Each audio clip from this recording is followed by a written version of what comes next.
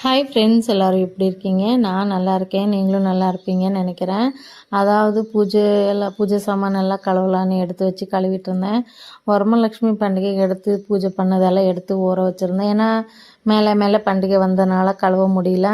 சரி, அதுக்கப்புறம் இனிமேல் வச்சுக்கக்கூடாதுன்னு எல்லாம் கழுவி வச்சுட்டேன். அம்மா இருந்தால் அம்மா வந்துட்டு ரொம்ப எவ்வளோ இருந்தாலும் கழுவி கொடுத்துட்டு நீட்டாக கட்டி வச்சுருவாங்க. வருஷத்துக்கு ஒரு வாட்டி எடுக்கிற ஜாமானை மட்டும் எடுத்துப்போம்.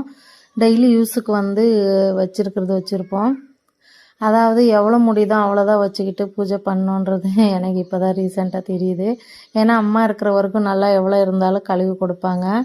இப்போ நானே கழுவும் போது எனக்கு ரொம்ப கஷ்டமாக இருந்துச்சு. இவ்வளோ கழுவி டயர்டாகி போச்சு. ஏன்னா அது தேய்ச்சி பழச்ச நாக்கிறதுக்குள்ளே எனக்கு போதும்னு ஆயிடுச்சு. எங்கள் அம்மா எவ்வளோ இருந்தாலும் கழுவி கொடுத்துடுவாங்க. நம்மளால் எவ்வளோ முடியுதோ அவ்வளோதான் வச்சுக்கணும் வெளியேன்றது இப்போ தான் தெரிஞ்சுக்கிட்டேன். அப்போ அம்மா கழுவி கொடுத்ததுனால அவ்வளோ ஒன்றும் தெரியல.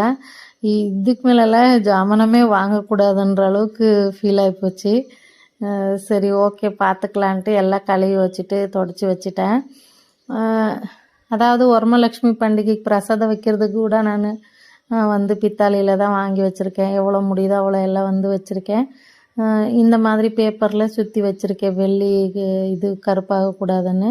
ஃப்ரெண்ட்ஸ், பிடிச்சிருந்தா லைக் பண்ணுங்கள், ஷேர் பண்ணுங்கள், சப்ஸ்கிரைப் பண்ணி பாருங்கள். புதுசாக பார்க்குறவங்க லைக் பண்ணுங்கள். Thank you friends.